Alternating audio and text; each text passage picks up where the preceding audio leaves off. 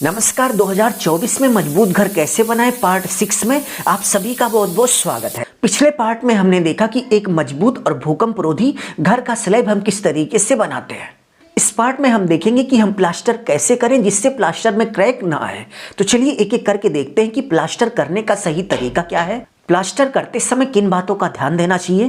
Plaster करते समय आप देख सकते हैं कि कुछ इस तरीके से मोर्टार यानी कि मसाले का उपयोग किया जाता है। तो मसाला बनाते समय सीमेंट सैंड का रेशियो हमें क्या इस्तेमाल करना चाहिए, एक एक करके जो जरूरी और उपयोगी बातें हैं वो सभी आपसे शेयर करेंगे। तो चलिए वीडियो की शुरुआत करते हैं। वीडियो की शुरुआत करने से पहले आप सभी से बस छोटी सी रिक्वेस्ट है कि प्लीज वीडियो को लाइक कर लीजिए और यदि आप इस चैनल पर नए हो तो चैनल को सब्सक्राइब कर बेल आइकन प्रेस कर लीजिए, जिससे आगे आने वाली अच्छी अच्छी वीडियो की नोटिफिकेशन आप सभी को मिलती रहे। तो पॉइंट नंबर 1 की बात करें तो प्लास्टर करने से पहले कुछ इस तरीके से आपको दीवार को बहुत ही अच्छे तरीके से भिगो लेना है।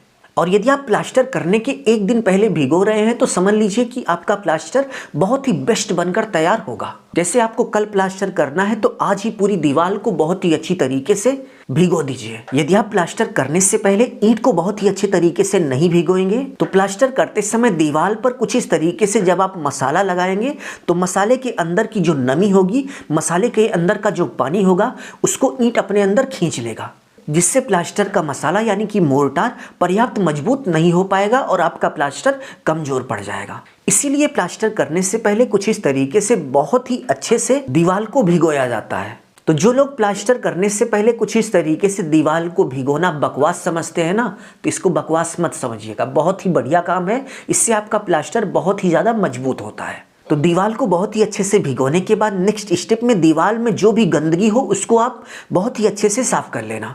क्योंकि आपने देखा होगा कि यदि आप घर बनाने के 1 से 2 साल बाद प्लास्टर करते हो तो उस सिचुएशन में दीवार में कहीं ना कहीं काई जम जाती है या फिर मिट्टी जम जाती है। तो ऐसी सिचुएशन में प्लास्टर करने से पहले उन सभी गंदगी को आपको बहुत ही अच्छे से साफ कर देना है। तो दीवार की गंदगी साफ करने के बाद थर्ड स्टेप में आपको कुछ इस तरीके से सीमेंट का एक घोल बनाना है।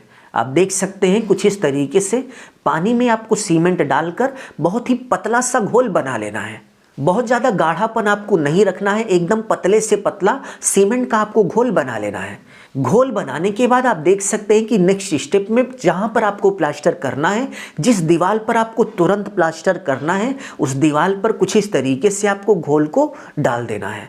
घोल आपको बहुत ही अच्छे से डालना है, ये नहीं कि थोड़ा सा डाले, थोड़ा सा उधर डाले, थोड़ा सा छोड़ दिए, नहीं, आपको एकदम से समझ लीजिए पूरा घोल से पेंटिंग कर देनी है। पेंटिंग का मतलब ये नहीं कि आप ब्रश लेके जुट जाओ, नहीं, आप गिलास वगैरह से जिस तरीके से यहाँ पर डाला जा रहा है इसी तरीके से दीवार को बहुत ही अच्छे से सीमेंट के घोल से नहला दो।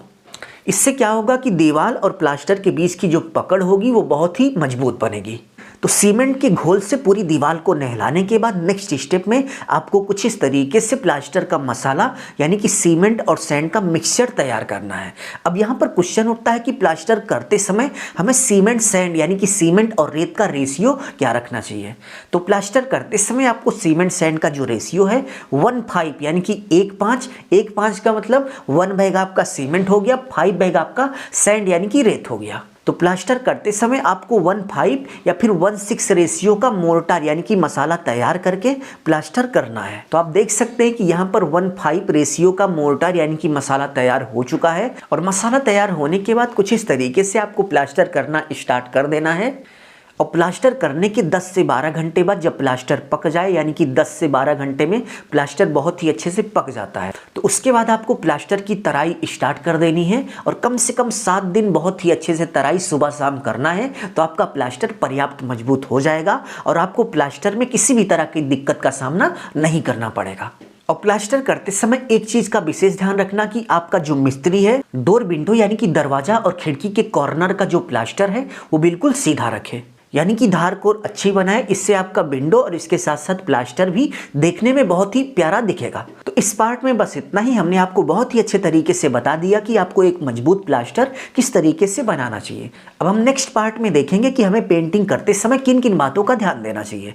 अभी के लिए बस इतना ही। अपना ख्याल रखिए और अपने मम्मी पापा का अपने से भी ज़्यादा ख्याल रखिए। इसी भाव के साथ आप सभी से विदा लेते हैं। धन्यवाद।